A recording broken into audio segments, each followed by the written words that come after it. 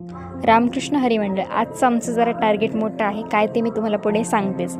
तर आम्ही शेतामध्ये पोहोचल्यानंतर मला रूममधून त्यांचं शर्ट काढून देत होते, कारण मी जे कालचं शर्ट घातलं होतं ते थोडंसं फाटलेलं होतं आणि बाजरी खुडते वेळी त्यांचे पानं जी लागतात हाताला आणि नंतर मग ते चणचण होतं. काम करते वेळी काही नाही वाटत, पण नंतर चणचण होतं, यासाठी शर्ट घालावं लागतं किंवा उन्हामुळे पण. आणि इथं झाडाखाली आल्यानंतर बघा कुत्रा मस्त निवांत आपला बसलेला होता. आम्हाला वाटत होतं त्याच्यासारखं बसावं, पण आज आम्हाला बाजरी खुडण्याचं जरा जास्तच म्हणजे फास्ट काम करायचं होतं. आणि आज असं होत होतं, आम्ही बाजरी खुडायला गेलो की ऊन आणि गरमी, आणि झाडाखाली येऊन बसलो की मस्त शिराळ पडत होता आणि थोडासा वाराही सुटत होता.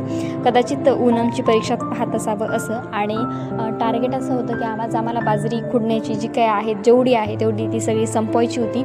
आणि त्यासाठी आम्ही जरा गडबड करत होतो आणि त्यामध्ये माझे व्हिडिओ पण शूट करणं झाले नाहीत, पण तरी पण मी थोडेफार केले. त्यानंतर आम्ही जेवण वगैरे केलं, दुपारचं थोडा वेळ आराम केला आणि त्यानंतर परत आम्ही बाजरी खुडायला लागलो. आणि ते रानामध्ये घोडा आला होता आणि नंतर आम्ही घरी पोहोचलो. सासूबाई स्वयंपाक करतात, आजच सासूबाई डब्बा भरतात. आजच्यासाठी एवढंच. भेटूया नेक्स्ट व्लॉगमध्ये. तोपर्यंत बाय बाय.